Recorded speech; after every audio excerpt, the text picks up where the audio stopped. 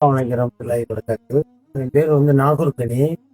என்னோட இருப்பிடம் வந்து சிவா ஹாஸ்பிட்டலுக்கு ஆப்போசிட்டில் இருக்கிற அந்த வீட்டில் இருக்கிறேன். நான் வந்து ஒரு 4 வருஷமாக டயாலிசிஸ் பண்ணிட்டு இருக்கிறேன். தற்சமயம் ஒரு 2 மாதத்துக்கு முன்னாடி கொஞ்சம் உடல்நிலை ரொம்ப சரியில்லாமல் தஞ்சாவூர் மெடிக்கலில் போய் இருந்தேன். அங்கே வந்து 2 ஆஞ்சோ பண்ணினேன். அது பண்ணிட்டு வந்து மறுபடியும் இங்கே வந்து நம்ம ஊரில் இருக்க ஹாஸ்பிட்டலில் வந்து டயாலிசிஸ் பண்ணிட்டு இருந்தேன். இடையில பார்த்தா அந்த ஒரு வைரஸ் இது மாதிரி மஞ்சக்காமலை வந்துருச்சு. அதனால ரொம்ப உடல்நிலை சரியில்லாமல் இப்போ வந்து தஞ்சாவூரில் வந்து ஏகேஎஸ் ஹாஸ்பிட்டலில் வந்து ட்ரீட்மெண்ட் பார்த்துக்கிட்டு இருக்கேன். ஒவ்வொரு டயாலிசிக்கு 4000 4500 செலவாகுது.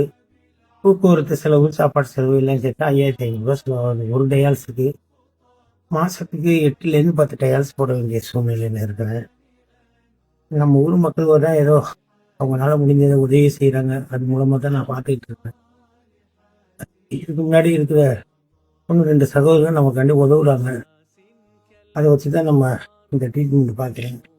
இந்த மஞ்சக்காமலைக்கு உண்டான இந்த டேப்லெட் தான் இதுவே வந்து 8000 ரூபாய்க்கு மேலே இந்த டேப்லெட் 28 மாத்திரை இருக்கும். இது வரைக்கும் 3 டப்பா சாப்பிட்டேன். மேற்கொண்டு சாப்பிட சொல்லியிருக்காங்க இன்னும் 2 டப்பா. அல்ஹம்துலில்லாஹ். அப்புறம் இந்த கையில் தான் வந்து டயாலிசிஸ் போட்டுக்கிட்டு இருக்கிறேன். இடையில கூட இந்த கையில் கொஞ்சம் டேஞ்சர் ஆகிடுச்சு.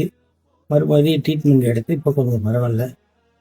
ஒரு சைடு சர்க்குலேஷன் ஆகி ஒரு சைடு வந்து ட்ரீட்மெண்ட் பார்க்குறது இந்த டயாலிசிஸ் இந்த கையில்.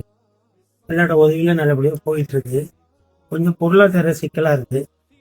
நம்ம ஊரில் டயாலிசிஸ் போட்டுக்கிட்டு இருக்கும்போது 2000 ரூபா 2500 வரும்.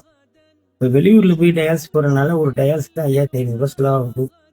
கொஞ்சம் பொருளாதார சிக்கலாக இருக்குது. நமக்கு போதுமான வருமானம் இல்லை. ஒரு கோழி கடை வச்சுருந்தேன்.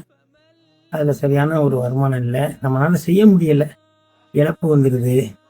ஒரே படபடப்பு மயக்கம் வந்துடுது. ப்ரெஷர் கூடியுது. அதனால் அந்த தொழிலையும் செய்ய முடியாமல் இப்போ வீட்டோட இருந்து கொஞ்சம் கஷ்டப்பட்டுக்கிட்டு இருக்கிறேன். நம்ம மக்கள் ஏதாச்சும் உங்களால் முடிஞ்ச ஹெல்ப் பண்ணுங்க. அல்ஹம்துலில்லாஹ். அதிலே தோழர்கள் மூலமாக என்னோடய கோரிக்கையை வச்சுருக்கேன். அவங்களும் செய்கிறேன்னு சொல்லியிருக்காங்க. இதை பார்க்குற சகோதரர்கள் உங்களால் முடிஞ்ச ஹெல்ப் பண்ணுங்க. அல்ஹம்துலில்லாஹ். அல்லாஹ் வந்து இம்மையிலையும் மறுமையிலையும் உங்களுக்கு அதுக்கு உண்டான நட்புலியை வழங்குவான் இன்ஷா அல்லாஹ்.